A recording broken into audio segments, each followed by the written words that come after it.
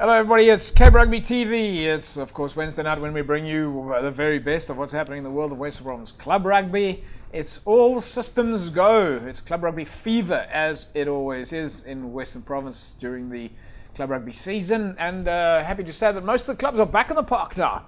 Alright, so a lot of action coming up tonight. Of course, our featured game of the weekend was Helderberg against St. George's. Lots of action there. We're going to bring that to you during the course of the show. Of course, some fantastic prizes and sponsorships opportunities available for you at least.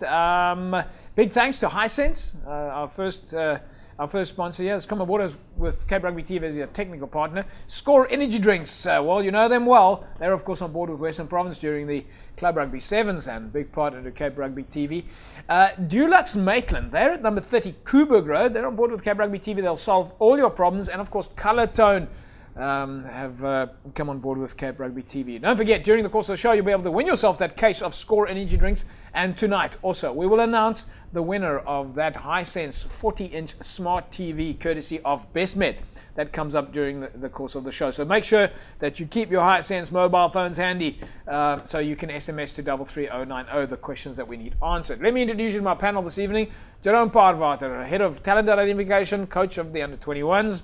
Welcome back to... I love introducing Jerome. You don't have all my titles, JP, but good to be back. And we had some great results this weekend, JP, and it was good rugby. You can see the guys are hungry, so great results this weekend, surprise results. Morgan Newman is back with us. Morgan Newman, you had a bit of the flu last week, apparently. Yeah, I've been strangely enough, I've been down on the flu. I never get sick, but it's good to be back. Thanks for having me, Jake. Yeah. I've also been keeping a close eye on all the results and jeepers. It's been, rugby is really back full swing. We just think it starts to give us a chance to take a breather, and then before you know it, social media is back active and results are coming through, and so good to see. And it's obviously an important part of the season now. We start to look at the log and start to see where teams are going and who's going up, who's going down, how many victories do you still need to stay up. So exciting times, I think. Yeah, that was one of the first things that you asked. Now, are we going through the logs? Unfortunately, not everybody has put their scores into the Scrummett system, so we're a little bit behind on the logs. But I think we've got a rough idea. We've got a rough idea who's knocking around the top of the logs. But tonight, so much action going on. We'll be showing you the highlights from the Helderberg St. George's game. That's coming up in a second. And we'll take a look at some of the trials that were held at City Park for the kids and the opening ceremony as well that was held on Tuesday at City Park. But let's start off now. Let's take a look at the action, and we're going to talk a little bit about the fans that were there over the weekend. And what a game it was. Helderberg, St. George's. It was, of course, home ground advantage for Helderberg. And, many people could not call the game. Certainly the District Mail had looked like Helderberg for the win. A lot of friends and fans were out there on the day. Let's catch the first half highlights. Helderberg, St. George's.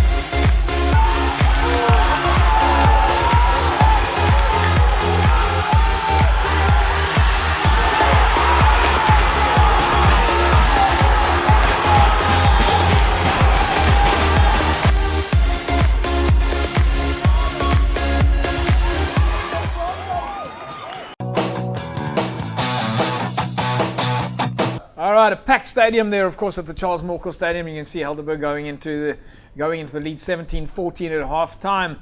We'll take a look at the second half. Apparently, I'm going to give it away now, the tables changed. Jerome, first thoughts? Helderberg looked like they were dominating there.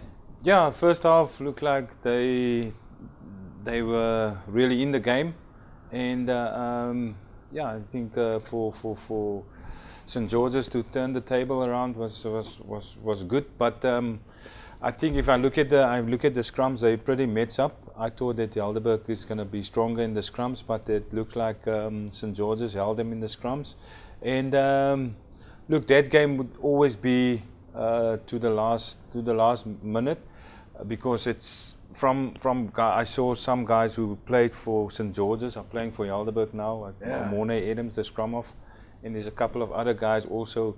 So those guys know each other, so it's a bit of a revenge game. But I think just a pity that Helderberg lost one player there in the first half. It's a bit like New Zealand losing Sunnyville in the first half, but it's a pity that had to happen. I wonder what would have happened if the guy was on the field. Yeah, Morgs. Yeah, James, I mean, look like a first half of two halves, to be honest. Looked like Helderberg dominated the first, obviously, opening 20 minutes or so. And then Helderberg came back, and then St. George's came back quite nicely. But the quality of rugby seemed really good. I think the skills in the backs, inside balls, I think, to me, the little bit that you see there shows a little bit of homework being done by the two teams, maybe the catch-up defender being quite slow on the catch-up, and obviously Helderberg in the first half exploiting that, with the inside ball, scoring 2 tries from inside ball. So, yeah, good quality rugby. I think the skills of the backs really, and there's probably a reason why those two teams are top of Super League B. I think they're extremely good quality rugby. It wasn't just, often at this level we see sometimes a kick through, team knocking the ball and kick through, score, letting away soft tries. This was pretty well worked, good, solid tries, which I think is nice to see. Well, I tell you something. Apart from Jerome, I know you've got a couple of comments also on the technical side. You were nodding your head there, but one of the things that I noticed there was the crowd support. And I honestly, if looking at this game, St. George's were behind 17-0 at one stage, and I know they came back 17-14 by the end of the first half. But the crowd support that was out there, I mean, St. George's were out there, and you just got this feeling that if the crowd just stays behind this team, that something was going to change. And Helderberg had a bit of a wind advantage. And looking at the game in the first, I thought, okay, well, when this game turns, St. George's are going to have the wind advantage. The wind died completely, so there was no wind advantage really. But I still had this feeling that this crowd support was going to carry the team. And we'll see now what happens in the second half. But apart from the technical aspects that you're talking about, Jerome, when that crowd is lifting you like that, it can make quite a difference. Yeah, definitely. We watched, I think it was last year in that storm when we were out there at St. George's watching St. George's Silurians. Yeah. And also the crowd, they really carry St. George's, and I mean, the Lulu boys are known for their supporters, and it helped them a lot. Not that Helderberg also had a lot of support. Yeah. So I think the gears at the day was quite good amongst the supporters there, but definitely it played a big role for St. George's with their supporters. Yeah. Just before we go into the second half there, the set pieces. Morgs and Jerome, you'll also be able to comment. I noticed that, even at this level, you got to make sure that you win your first phase ball. You've got to get those set pieces right. And Manny Williams specifically, I saw, was stealing a few balls for St. George's in the lineouts. But how important is it that you make sure you secure your own ball? Yeah, and I mean, look, first phase possession is paramount in any game that you play. If you can't get ball from the top of the lineout or ball going forward, then unfortunately you're always on the back foot when you're trying to create momentum, because with momentum creates line breaks, with line breaks come tries. Yeah. So obviously, set phase, even if it's just a steady base, you don't necessarily need to be going forward. But often when we practice as a scrum or as a backline, when we practice the ball's down, then off you go. But it's not as simple as that in a game, because the scrummer's got to dig for the ball if the scrummer's going back, or he's got to. You often see the scrummer's heads in there trying to get the ball out. So even just a steady base gives the backs a platform to work from. But if you're going back, then I think it just becomes a downward spiral. You go back from the first phase, then back from the second phase, and before you know, there's just no momentum to create space. Yeah, and everything's falling apart. It sort of just breaks apart. Yeah, exactly. And if you look there, what St. George's second try, Helderberg's second try came straight from steady base at the scrum, setting the ball up in midfield. Obviously, they knew the catch-up defender isn't as, the catch-up defender might be lazy. They played a little sort of hip, whatever you want to call it, with the inside ball, and the 14 scored under the pole. So stuff like that is homework being done. But everybody celebrates the number 14 scoring the try, but nobody celebrates the prop whose head's down in the dungeons, creating that steady base. So yes, nice to see. I mean, that's all-round team effort that try. I mean, Jerome. I mean, apart from the fact that you like, as Morgs was saying, it's quite simple. If you don't win it, you've basically given the ball to the other side to play with it. Yeah, and also in the lineouts, if you struggle in the lineouts, there's I don't know why a lot of times guys can go to 3-man lineouts, because the most important thing is the backs just want the ball. It doesn't matter where they get the ball, they just want the ball, and you just need to hold on to the ball. So sometimes people tend to go fuller or 5-man lineouts, and it makes it easy for the contesting guys. If you have two good tall guys in your team, you're gonna lose that ball. So you can go shorter lineouts, like in the scrum also. If you struggle in the scrum, which wasn't the case here, but if you struggle in the scrum, you can go channel one ball in and out, like Japan did against South Africa. So you don't have to waste energy in the scrums. It's just about your ball. In opposition ball, they can win their ball, but then your defense just need to be sorted out. All right, well, let's see if you guys still say the same thing after the highlights from the second half. Let's see what happened there.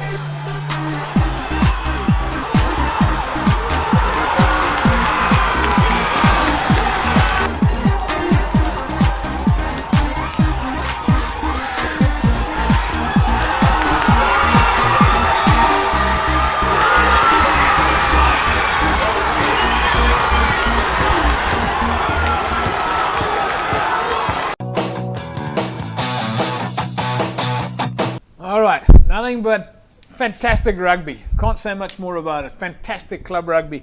Jerome, I'm kind of speechless from looking at this, and this is what we call Super League B, rugby. Yeah, definitely. That's quality display there from both sides. And I know the guys in Strand are known for sevens rugby. They're quite good in sevens. They're quite serious with their sevens at the end of the year. So you can see the seven skills. You can see the backhand passes, the offloads, the angle running. from St. George's, because a lot of these guys play sevens the end of the year, so you can see that. But you can also see, JP, if you look at this game, you can see the structure from the scrums, you can see from lineouts what they try to do. And I didn't even know. I've said he's going to brag now, Morgs. He's going to brag. But you can see what we were saying. You can see the coaches, they're really in the game, doing their homework with the 3-man line out there, which they did. And that's so you said before in the first half, before we watched it, you said they should do 3-man line out. And the first line out was a 3-man line out. And then they did the 3-man line out. So it's quality coaching from both sides. We've definitely got the talent here at Western Province. So, Jerome, just going back to the game itself, would you say that a lot of these moves were actually calculated moves, or is it just experienced players knowing how to fit into certain slots? No, you can see the game plan of the coaches, so you can see if you watch the game. So it is planned, but you can see how they attack the space, and you can see how they offload before contact and even in contact. That skills that Morgan was talking about there. You don't see that just every day. You don't see that. This is quality. This is actually a display. If you want to do an offload drill or whatever, you can actually use some of this. How much time does it take to how many sessions a week do you need for that? Look, to be brutally honest, I think the environment that's created there is, yes, I like to praise the coaches because you got to put players in positions to express themselves. But the individual brilliance that you see there, I don't think is necessarily coached. I think a lot of these players have it within them. We're just not putting players in positions to express themselves. Yeah. So with regards to, if you take this game specifically, you can see there's a specific map that's being played. Yeah. Within that map, the coach is giving the players the confidence and the range to say, right, we want to set up a midfield target. Why are we setting up a midfield target? We want to be able to attack on both sides. Once they then go and attack on both sides, you then got to express yourself, run off the shoulder of a player. You can read the body language of a player. Is he going to take a guy on and play after contact? Is he planning on drawing the play and playing before contact? So I think, yes, to coach the skills that you see there, I think will take you forever and a day. But I think there's a lot of individually brilliant players there, with the coaches putting the players in the right positions to say, right, now go and express yourself. Because, a flick pass here is not something you can go to practice and say, right, today we practice Wednesday flick night passes. we're going to practice flick passes. Because come Saturday, every player will be trying to practice what he Sunny Bill's flick passes. So what coaches generally will say is, guys, no flick passes. The players that then have the confidence to do it in a pressure game at 34-24. Yeah. If he then got the confidence to play the backhand flip or whatever it is, then it becomes an individually brilliant, confidence thing. So I do believe that we need to put our players in the positions to go and express themselves. All right, folks, a fantastic comeback there from St. George's. You would not have seen the fans much there in terms of understanding the geest that was going on there, but there was an incredible geest, and I truly believe that it was the St. George's fans that really lifted the Lulu boys there to victory. Of course, the players did all the hard work, but fantastic having the fans out there like that from both sides, Helderberg and St. George's, and that's what club rugby is all about. We'll take an ad break. When we come back from the ad break, we'll speak to the captains and coaches. Welcome back, everybody. All right, you're watching Cape Rugby TV, and as you know, we had one of the most exciting games this season. It was Helderberg up against St. George's. St. George's managed to bounce back in the second half when the tables turned slightly. Certainly took advantage of the fans behind them and took advantage of some of the opportunities that they were given. But excellent first phase support there from the St. George's guys, and playing some real skills, as we of course heard from our experts on the panel, Jerome Paravater and Morgan Newman, who are on with us tonight. But we managed to speak to the captains and coaches as we normally do. We first speak to assistant coach from Helderberg, Lynn Beerkes. Folks, an incredible day of rugby today. Helderberg against St. George's. With me is Lynn Beerkes, of course, one of the coaches at Helderberg, forwards coach. How many coaches you got? Only two, me and Coach Irvin October, yeah. All right. Of course, yes, of course. Irvin October is your head coach here. Then, 15 minutes into the game, you guys had the upper hand. I think it was something like 14-0. And then, you went into the end of the first half, still strong, and then the tide started turning a bit. Yeah, St. George's played the situation much better, and obviously when we got that red card, it buggered up our Yeah. plans a little bit, and we had to adapt, and we didn't adapt quick enough. We had a couple of illnesses which we had to play through, but that's rugby, eh? Yeah. They adapted much easier, much quicker than we did, and then they put us under a lot of pressure the whole time. Well, there's still quite a few games left in the season. You need to take a few knocks. You need to take it on the chin. How do you see the rest of the season going? Big challenges ahead? We've got Hands and Hearts at home, luckily at home, because they're quite hostile there. And then we've got Off and then Villages, obviously. But we take it game by game. Yeah. Hands is going to be a tough one. And obviously, it's undebatable we have to beat Villages if we want to end first or second, not third. Yeah. Well, I think they're playing Kraaifontein first next week, and Hands on Hearts maybe against Franschhoek today, if I'm not mistaken. So, is Hands on Hearts playing Franschhoek today? Yeah. It's an evil league. This is the B League it can go both ways. I mean, Culture beat us, we didn't pitch up, and then like Kraaifontein then suddenly just beat them. So. Well, either way, what a fantastic day for rugby today. Helderberg. I mean, you guys once again shows what the Helderberg Basin is all about. To bring two teams out like the St. George's and Helderberg, like really great stuff. I've got to congratulate you guys on efficient management and really well-run game. Thank you very much, and congratulations to Coach Kluter and then the St. George's coaching staff and the players. So. Thanks, Lynn. Thanks, JP. Thanks to Lynn Beekers for speaking to us there. Not all that happy, but I mean you can understand that. It was of course home ground. It was the top of the table clash, folks. First and second place in Super League B, and tough game, but great to see that there's still a positive spirit there, and great to see so many fans, of course, out at Helderberg. Morné Adams, of course, the captain of Helderberg.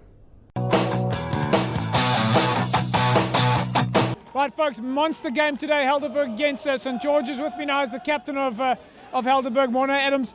Morné, tough game on the park today. Yeah, definitely. Thank you, JP. Lulu Boys is always a tough game, and especially I played there for 3 years, so it was not easy for me to play against them, but very well done to them. Okay, so did you expect the guys to come out? So many fans today as well? Oh yes, definitely. St. George's fans, they always travel wherever they go, home, away or far away. Well done to them, and I think the fans inspired the players to do so much more. Even in the previous games that way, a derby is always tough.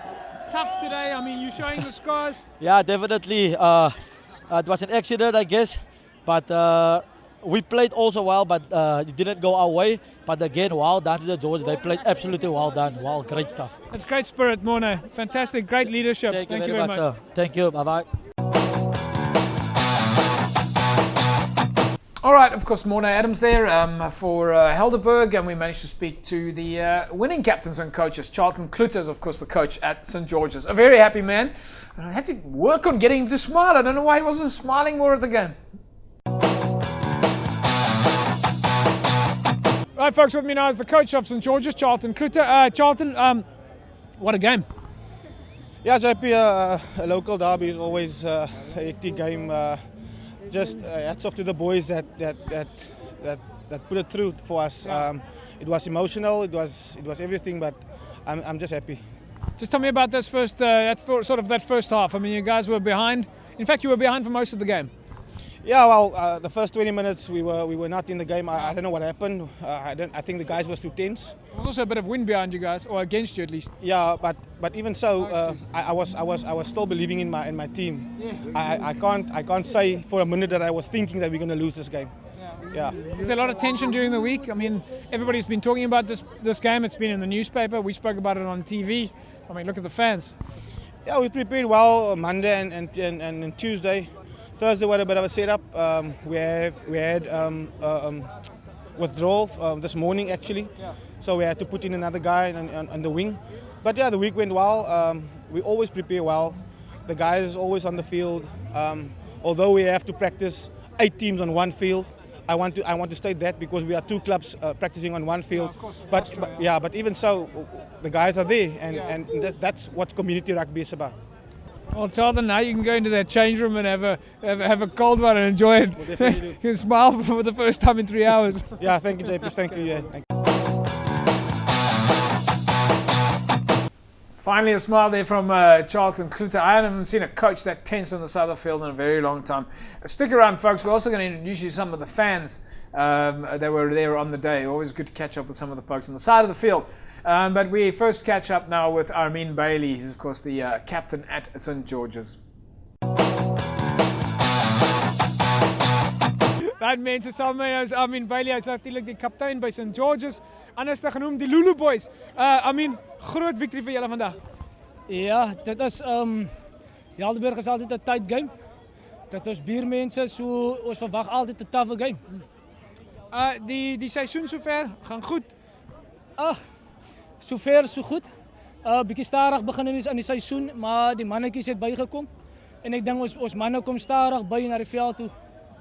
Die eerste helfte was so 50-50 vir julle. Julle was bietjie agter en toe stadig begin julle terug te klim. Daar so 20 minute voor die end dit lyk my die ding was in die syfer so te sê. Ja, ek dink in 'n derby wedstryd as jou nerves is altyd so hoog. Ek dink die manne het na die 20 minute besef dat ons kan ook rugby speel en ons het nie terug gaan lê nie. Ons het teruggekom en 'n bietjie rugby gespeel. Wat het tipe gesprekke het die ouens gedurende die game gehad? Ja, ons het maar baie hard op mekaar gewees. En ek dink ons die positiwiteit van ons vaste 5 wat ons net aangemoedig het en gesê het, maar ons kan ook rugby speel. Ja. I mean, ons was hom daarso. Jy's natuurlik al weet nie hoeveel keer geprofile op Cape Rugby TV nie so. Ja, best of luck and a great victory vir julle vandag. Well done. Dankie JP en dankie vir julle wat uitgekom het. Ons waardeer dit baie.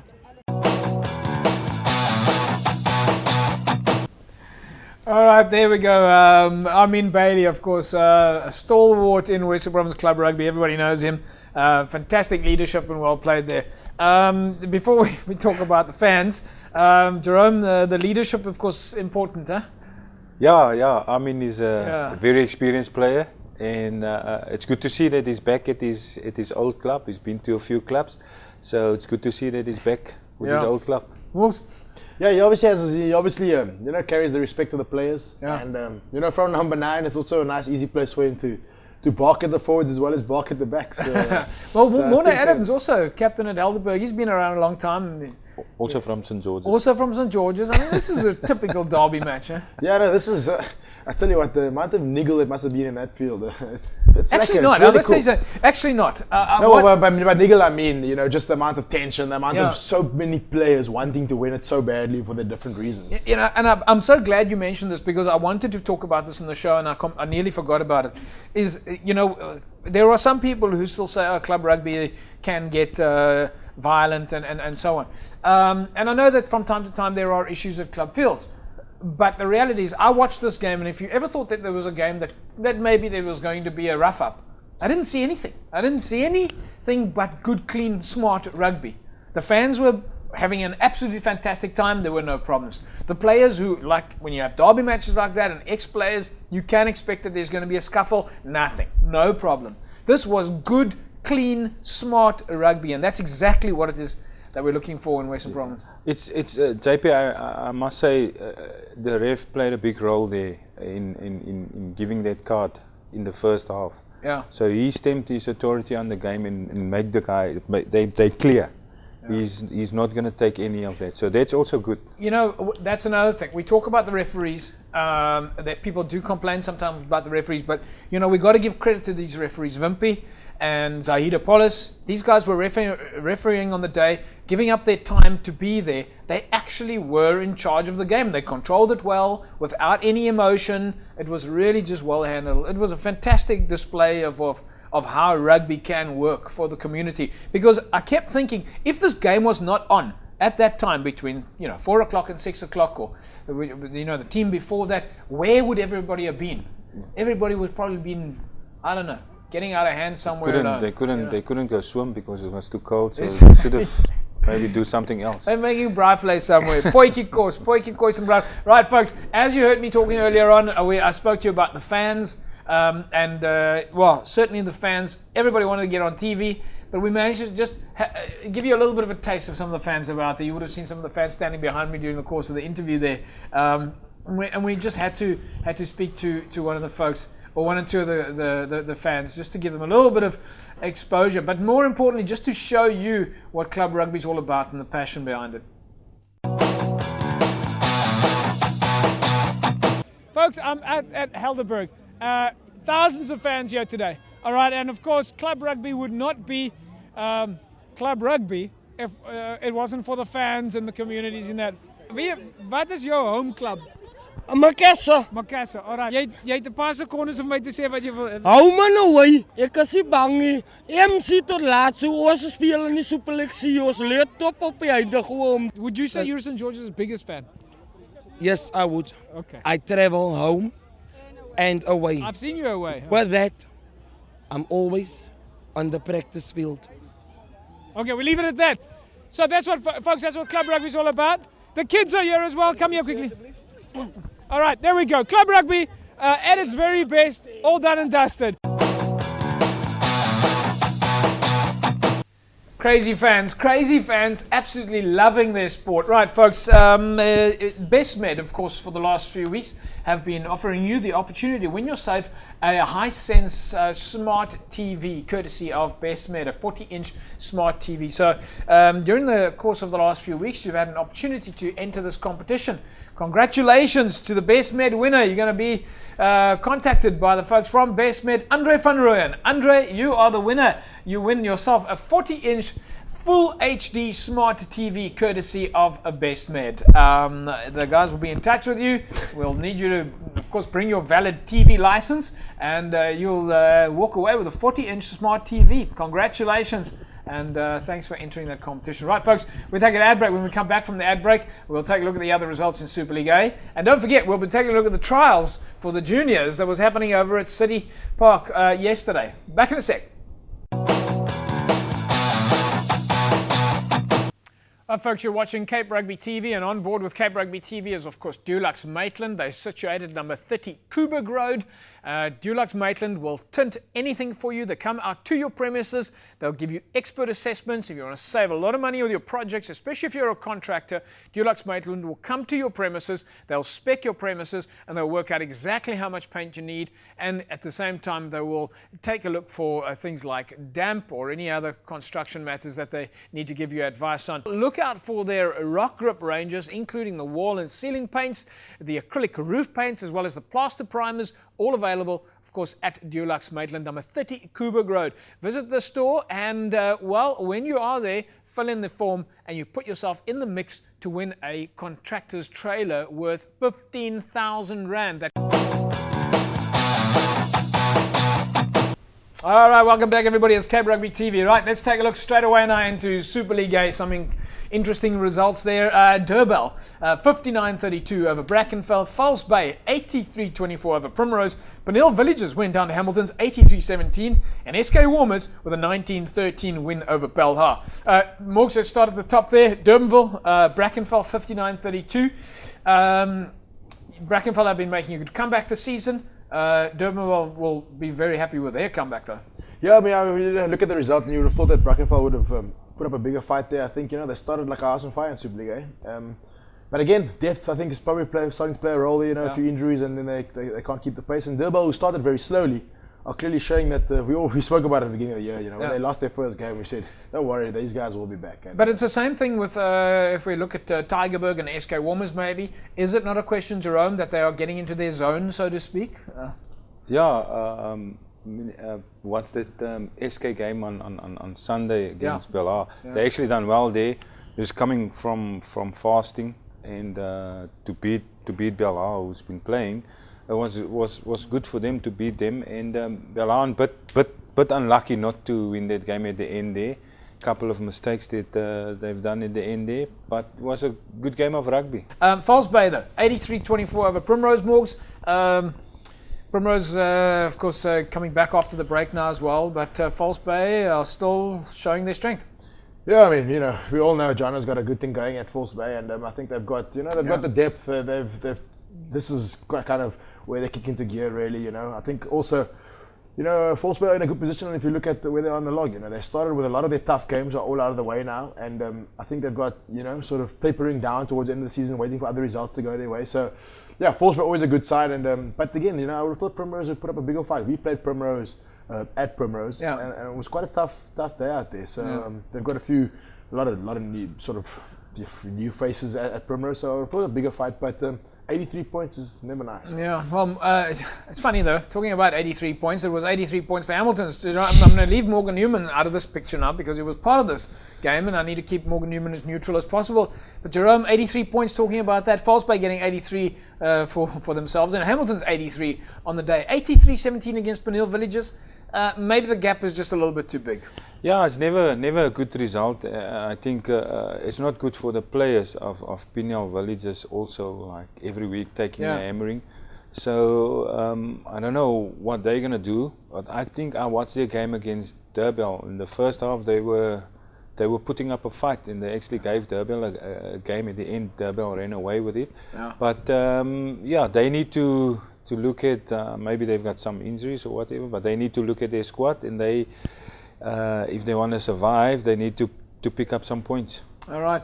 And then, of course, it was a win for SK Women's against Belhar, as you heard at the track. Good comeback. Let's take a look now at the results in Super League B. Belleville, 28-25 over Rangers. Franschhoek, 20-17 over Hans and Hearts. Helderberg, as you know, went down to St. George's. Kraaifontein, 40-31 over Villages. Kailsriver, 98-0 over Solarians, and Young Peoples beating Hamlets 18 points to 13. In Super League C, Busy Bees 44-15 over Vineyards. Elsie Safir went down to Hamadias. Goodwood went down to All Saints. Scottsdean with a win over Young Stars, and Kylamore with a 25-17 win over Strand, while it was a win for Langa over Strand United to 24-15. In the City League, Kelly's went down to Masipumlele 41-22. Manenberg Rangers went down to Western Zebras, and it was a win for Young Ideas over Silvertree. Right, folks, if you want to win yourself a case of Score energy drinks, as you know, Score is of course on board with Western Province Club Rugby as the sponsor to the Western Province Club Rugby Sevens that comes up during the course of the year. You can SMS the word SCORE right now to 33090. 33090. You put yourself in the mix to win yourself a case of Score energy drinks. Terms and conditions apply. Congratulations to last week's winner, Jasmine LaRue. Jasmine walks away with a case of Score energy drinks. Jasmine, somebody from Cape Rugby TV will be in touch with you, and you'll be able to collect your case of Score energy drinks and stay boosted and energized with all that guarana and caffeine.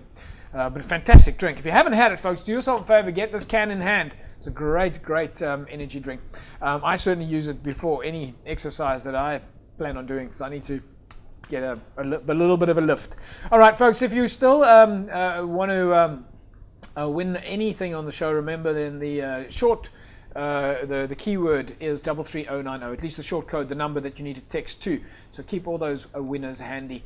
After the break, we'll bring you exclusive highlights from the Western Province High Performance Trials that were held at a city park. Back in a sec.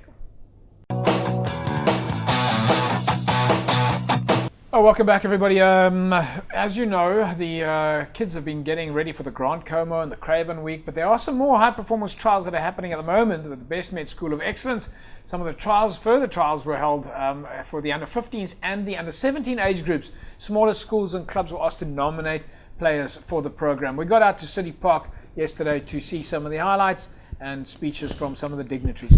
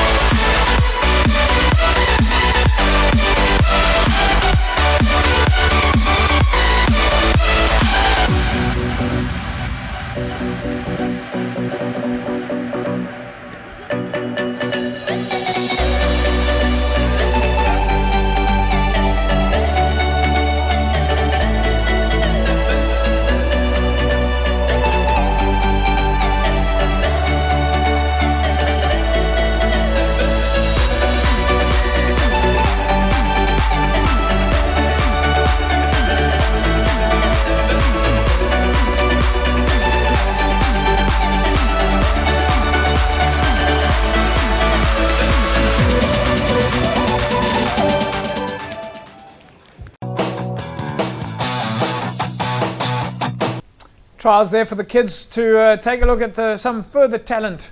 Always great to get the kids out there so we can just see who is out of Western Province. The more kids we get out there to come and play in these trials, obviously the bigger the database grows, and hopefully we'll have an opportunity in the future. We managed to speak to the head of coaching, education, development, a very big title there for our new executive member, Shamila Suleiman.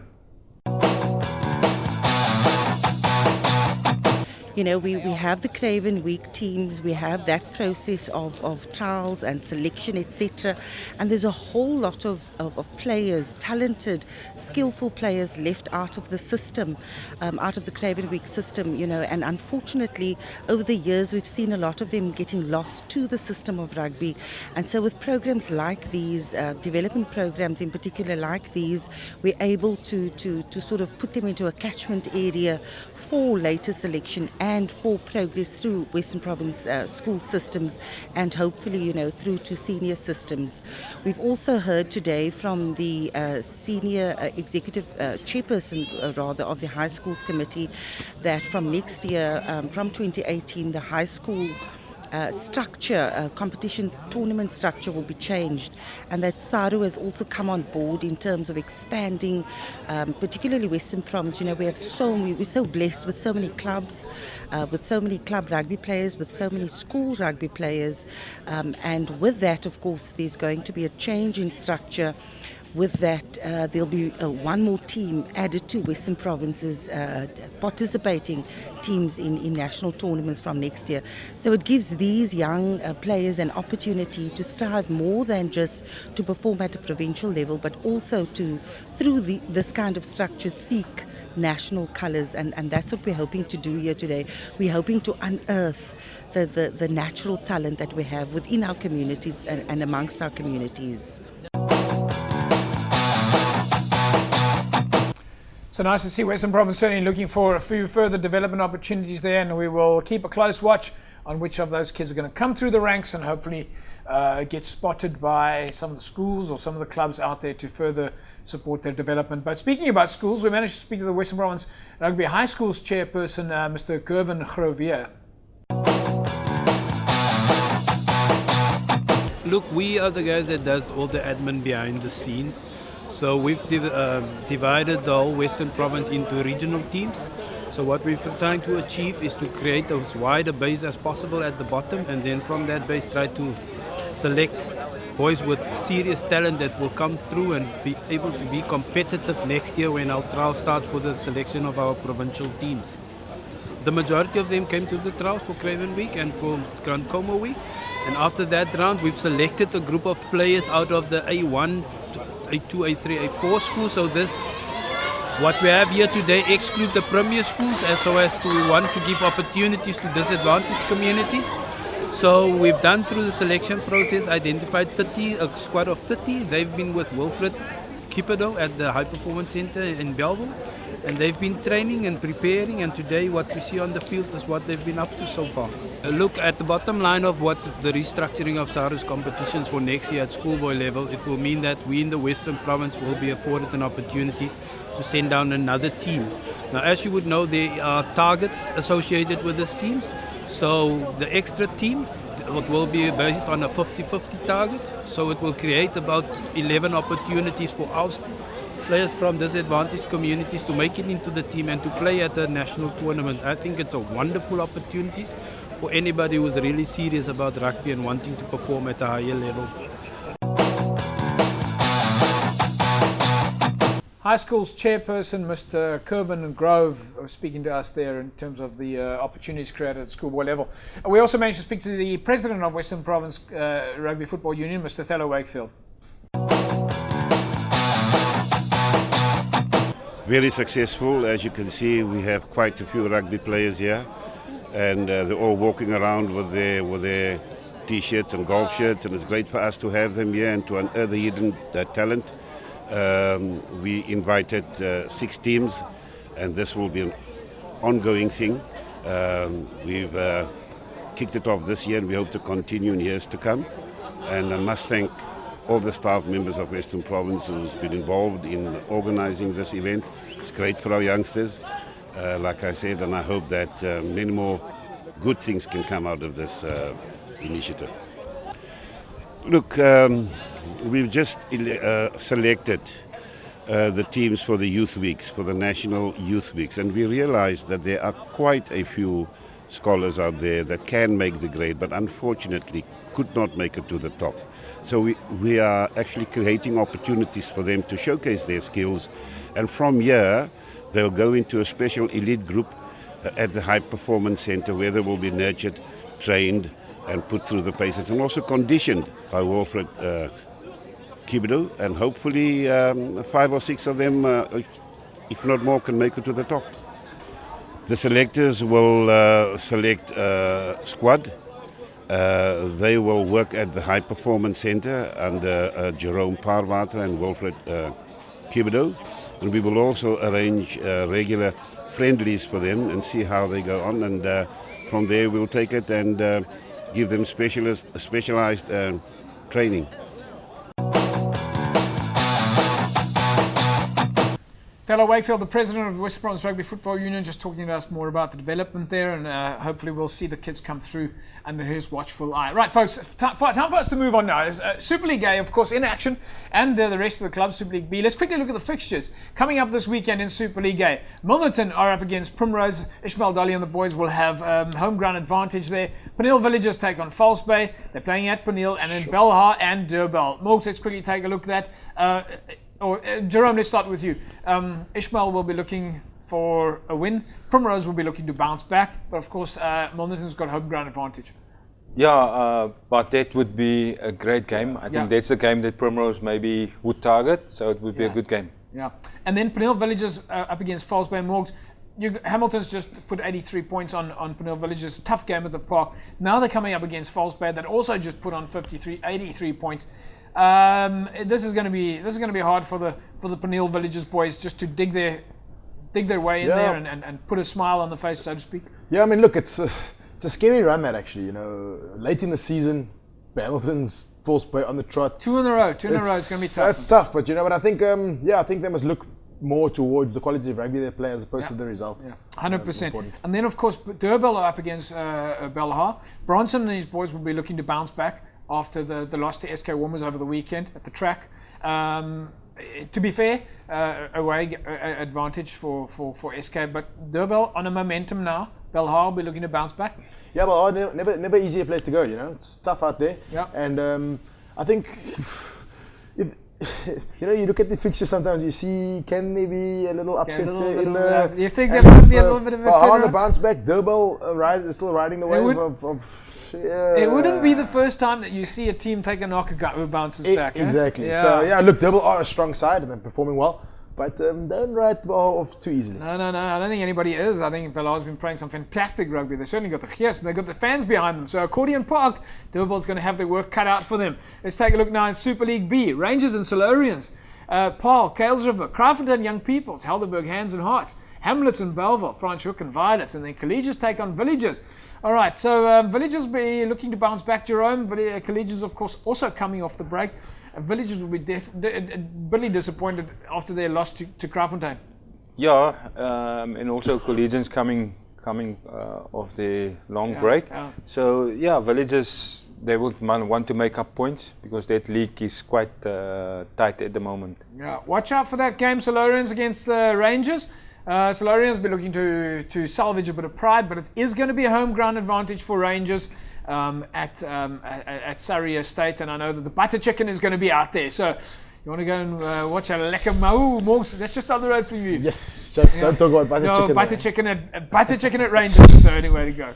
All right, let's take a look at Super League C. Young Stars and Goodwood, Vineyards and Strand United, Strand and Busy Bees, Scottsdene and Wraithby, Hamadias and Lagunya, and All Saints take on Macassar at Sums West.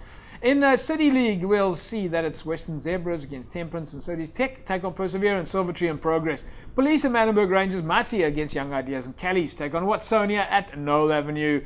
And then in the Southern Leagues, Young Wesleys and Oorlikers, Young Brothers Atlantis, Silverleaf and Peninsula Retreat Titans, Bishop Lavers and Rocklands. Meanwhile, in the Northern League, Strand Pioneers and Imikawi, Ester Rafir and Blue Stars United. All right, folks, that's a wrap from Cape Rugby for this week. You can see it's all systems go. Club Rugby is in full steam. Jerome, any plans for you over the weekend, or are you not traveling to Kenya? Yeah, I might go. Look like the Milnerton games. Milnerton game? Yeah. Morgs, you on the park this weekend? We're not. Yeah, I think I'm gonna try and attend 1 or 2 of the Club Rugby games. So yeah, 100%. I think it's this time of the season where there's a lot of tension. You know, players, teams going up, teams wanting to stay up, and all that kind of stuff. So should be some good rugby around Cape Town. Jerome, thanks for joining us on Cape Rugby. Hopefully we'll see you soon. Yeah, definitely. Thanks. Pleasure being here. Thanks, Morgs. Always good to be here. Thanks, chaps. Right, folks, that's a wrap from us. We'll see you again next week, same time, same place. Have yourself a fantastic rugby weekend. Bye-bye.